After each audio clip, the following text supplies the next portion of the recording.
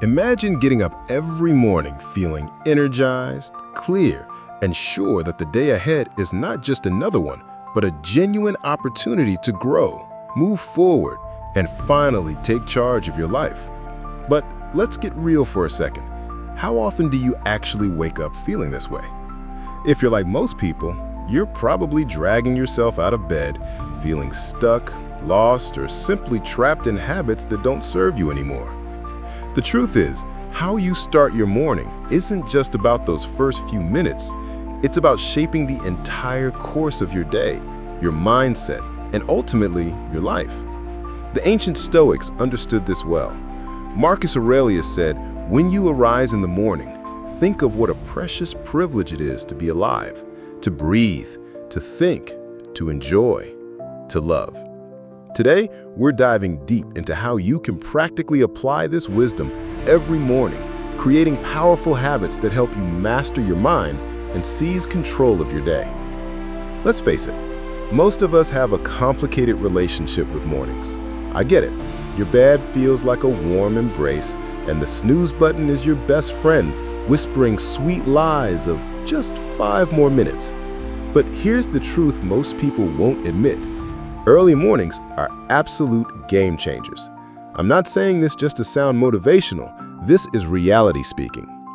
Those quiet, early hours before emails flood in, before texts ping, before the chaos of life takes hold are your golden ticket to clarity and control. Picture this, waking up just 1 hour earlier than you usually do. Just one single hour.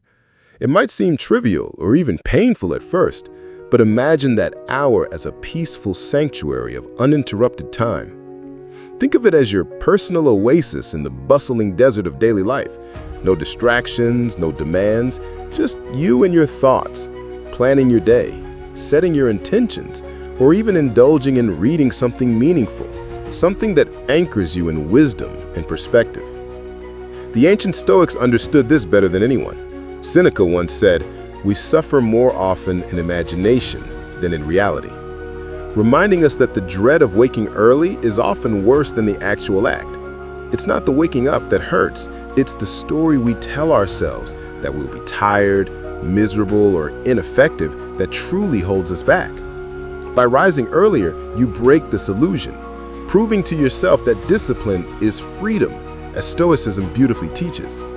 And yes, it's gonna feel uncomfortable initially, but growth never comes from comfort zones. Carl Jung, the brilliant psychologist, put it powerfully when he said, "Who looks outside dreams, who looks inside awakes." That extra hour in the morning is precisely when you can look inward, awakening not just your body, but your deeper self, your authentic vision, and your genuine purpose. It's when insights surface, problems unravel, and clarity emerges. Your alarm goes off, you drag yourself out of bed, and what's the first thing you reach for? Let's be real. Most of us bolt straight for the coffee machine, eager for that caffeinated comfort, that familiar jolt we convince ourselves we need just to feel human again. And hey, I'm not saying coffee is evil. Trust me, I get it. But here's a simple truth that we often overlook in our groggy desperation for that first espresso. Your body wakes up dehydrated. Literally. Overnight, your brain and body go without hydration for hours, making water, not caffeine, the first thing you genuinely need. So instead of immediately flooding your system with caffeine, start your day with a tall, refreshing glass of water. Think of it as hitting the reset button on your system. A simple yet powerful ritual that sets the tone for clarity and balance throughout your day. Stoic philosophers often emphasize the importance of mastering the small, everyday actions as keys to a greater life. Epictetus, one of Stoicism's sharpest minds, reminds us progress is not achieved by luck or accident, but by working on yourself daily. Drinking water first thing is exactly that, an act of daily discipline, a subtle signal to your mind and body that you're prioritizing well-being above habit. Your brain, fascinatingly, is composed mostly of water. When dehydrated, it struggles to function optimally. Attention, memory, and mood all suffer. Starting your day by replenishing those essential fluids is like giving your mind a gentle but decisive wake-up call, preparing you to tackle whatever lies ahead with clearer thinking and steadier emotions. Think about it. One moment you're lying comfortably enjoying the last remnants of restful peace, and the next you're tangled up in emails, breaking news alerts, and Instagram stories from people you barely remember meeting. Why hand over control of your precious morning clarity to random updates and algorithms? It's a common trap to fall into, and it's easy to wonder, this is why you were lazy and unmotivated, but the truth is often simpler. You're letting the outside world dictate your inner state from the moment you open your eyes. Stoicism teaches us to guard our inner peace fiercely. Marcus Aurelius famously advised, "You have power over your mind, not outside events. Realize this, and you will find strength." Your phone is the gateway through which countless outside events invade your mental sanctuary. By delaying that scroll, even just for 30 minutes, you reclaim the power to choose your thoughts rather than reacting to whatever the digital world throws at you. There's something oddly powerful about starting your day with a small act of order. Not a big breakthrough, not a major win, just something simple, something within reach. You wake up, pull the covers tight, fluff the pillows, straighten the sheets, and boom, you've already done something intentional, something complete. You've started the day with structure instead of chaos. And that's not just homemaking, it's mental training. We live in a world that glorifies massive transformations and overlooks the value of tiny, consistent habits. But the Stoics knew better. They understood that greatness isn't found in grand gestures, it's forged in daily discipline, cleanliness, order, and focus.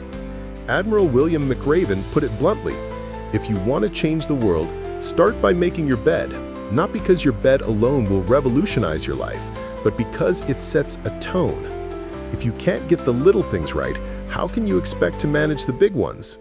If you build the discipline to execute something so small every day without fail, what else might you be capable of? The ripple effect is real. Psychologically, it's even deeper. Carl Jung believed in the deep link between the mind and the body, between what's unconscious and how it speaks through our flesh. He said the body is merely the visibility of the soul, the psyche. If you're stiff, locked up, or physically dormant, what's your psyche saying? That it's stuck? Repressed? Tired? Get your body moving and the mind often follows, not the other way around. And there's something else, the emotional reset that comes with motion. Feel anxious? Move. Feel stuck? Move. Feel sad? Unmotivated? Uninspired? Move. Motion disrupts stagnation. It doesn't have to be elegant or choreographed, you just have to start. Because once momentum kicks in, it creates a domino effect. Energy rises, clarity emerges, and suddenly you're not just going through the motions, you're steering your day with purpose. There's a moment right before you step into a cold shower where your brain screams, "Nope, not today." And it's in that exact moment, when every part of you wants to retreat, that the transformation begins. That hesitation, that resistance, that's your comfort zone digging in its heels. But if you've been chasing mental strength, emotional clarity, or even just a sharper start to your morning, here's your entry point. Cold water. No filters, no fluff, just you, your breath, and your will. Now, let's get this out of the way. Yes, it sucks at first. It's not supposed to feel good, but that's the point. The Stoics were obsessed with voluntarily facing discomfort, not because they liked suffering, but because they knew something most of us forget. Comfort breeds weakness. Marcus Aurelius wrote, "It is not death that a man should fear, but he should fear never beginning to live." In a world built on avoiding discomfort, stepping into a cold shower is a radical declaration that you're choosing to live with intention, courage, and grit. Psychologically, cold exposure jolts you into the present. The shock to your system pulls you out of mental fog and forces you to breathe deeply, focus, and override your instincts to flee. That's neuroplasticity in action. Your brain rewiring itself to handle discomfort with less panic and more poise. Carl Jung once said, "What you resist persists. And that resistance to cold, that's symbolic of every other discomfort you avoid. Fear of failure, of criticism, of uncertainty. Face the water, and you begin learning to face the rest. It also builds what the Stoics called fortitude, mental resilience. There's something powerful about giving shape to your thoughts, turning the mess inside your head into something visible, something real. Most of us carry a constant stream of worries, to-dos, memories, judgments, and ideas, all swirling in a chaotic loop. And left unchecked, that loop becomes a trap. It steals your focus, poisons your mood, and clouds your decisions before your day even begins. That's why journaling isn't some artsy trend. It's mental hygiene. A few minutes with a pen and paper can do more for your clarity than hours of overthinking ever will. The act is simple. Sit down and write. No rules, no grammar police, just a raw, honest release of whatever's sitting in your chest or cluttering your mind. It might be a lingering worry from yesterday, a vivid dream, a flash of gratitude, or a sharp piece of self-reflection. Let it pour out. Don't filter, don't edit. This is not about writing something beautiful. It's about emptying the mental junk drawer before the day fills it up again. The Stoics practiced this centuries ago. They wrote letters to themselves, reflections, reminders, warnings. Marcus Aurelius kept a journal we now know as Meditations, never meant to be published, never written for others, just private, personal notes to keep his principles sharp and his ego in check. In one passage, he says, "The impediment to action advances action. What stands in the way becomes the way." That line may never have existed if he hadn't written it down, if he hadn't processed his challenges with ink and insight. Journaling didn't just help him reflect, it helped him govern an empire with composure. Modern psychology backs this up too. Journaling is, in essence, a practical guide on how to know yourself. When you journal, you give your inner world a voice. You uncover patterns you didn't know existed, repeating frustrations, buried fears, old stories you've been living by without questioning. Journaling is like having a quiet conversation with the part of you that rarely gets to speak, the part that isn't performing or pleasing, the part that tells the truth. And in that honesty, something shifts. You start seeing your situation more clearly. Decisions feel less overwhelming, and you begin to notice what actually matters and what's just noise. There's a strange kind of anxiety that comes not from doing too much, but from not knowing what to do at all. You wake up, maybe you even feel motivated, but by the time noon hits, you're aimlessly jumping between tasks, chasing distractions, and ending the day exhausted with nothing real to show for it. That's not laziness, that's lack of direction. And when you don't give your day a target, you give your energy away to anything loud enough to grab your attention. This is where goal setting comes in, not in the lofty, abstract vision board kind of way. I'm talking about setting clear, immediate goals, the kind you can act on today. Not 20, not 10, just 3. 3 concrete, achievable tasks that move the needle, that create progress instead of motion. Because let's be honest, being busy doesn't mean you're being productive. And unless you define what success looks like today, you'll spend your time reacting to everything that isn't. The Stoics were deeply intentional with their time. They didn't believe in wandering through the day waiting for clarity to magically appear. Epictetus put it bluntly, first, say to yourself what you would be, and then do what you have to do. Translation, know where you're going, or someone else will take you somewhere else entirely. When you define your goals with honesty and intention, You're not just planning your day, you're shaping your identity. And here's the thing, goals don't need to be massive. In fact, smaller is better. Reply to that email I've been avoiding. Write one page. Walk for 20 minutes.